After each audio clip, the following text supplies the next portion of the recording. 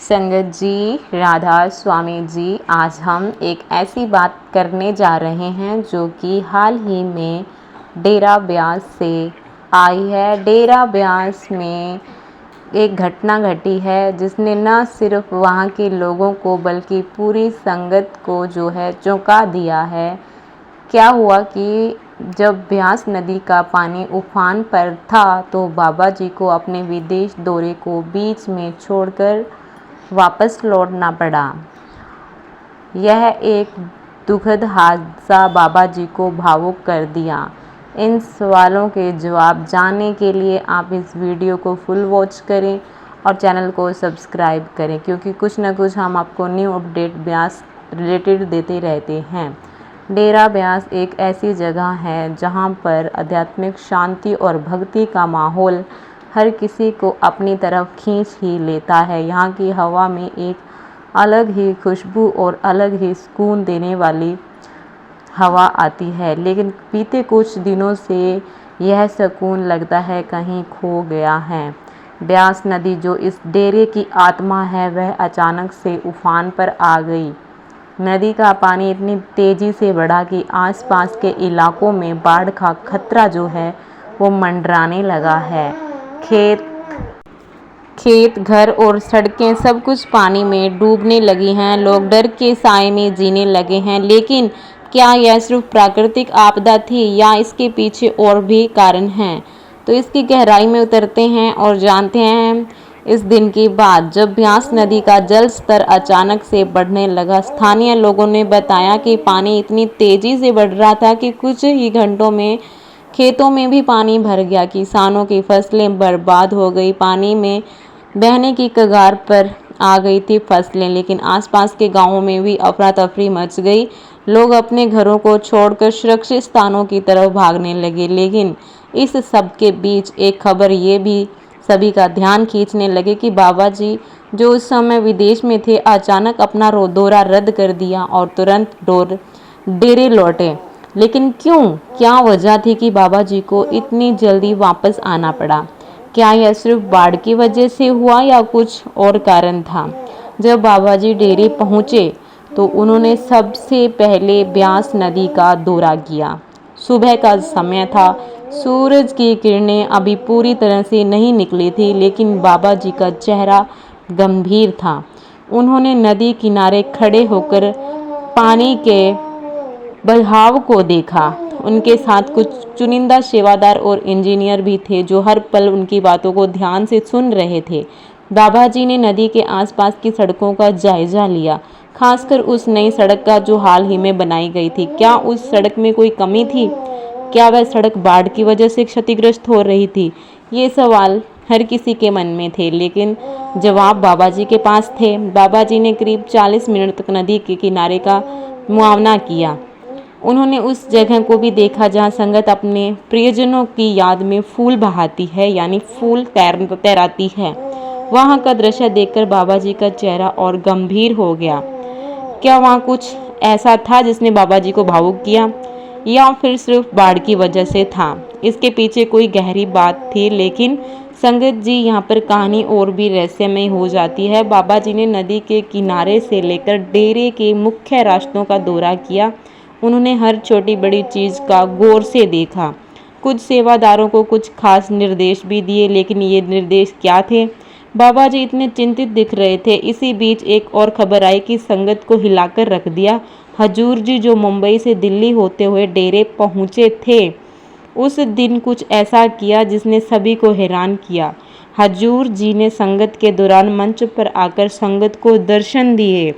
यह कोई आम बात नहीं है। पिछले कुछ सालों से ये परंपरा चलती आ रही है। यह परंपरा बंद हो गई थी जब भी बाबा जी या हजूर जी विदेश से लौटते थे। पहले संगत तो दर्शन देने की परंपरा थी, लेकिन हाल के सालों में ये रुक गया था।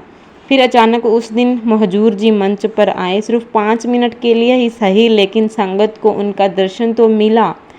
ये सिर्फ एक संयोग नहीं था, इसके पीछे कोई बड़ा कारण था। संगत में खुशी की लहर थी। जलंधर, अमृतसर और आसपास के इलाकों से लोग पंडाल में उमड़ पड़े।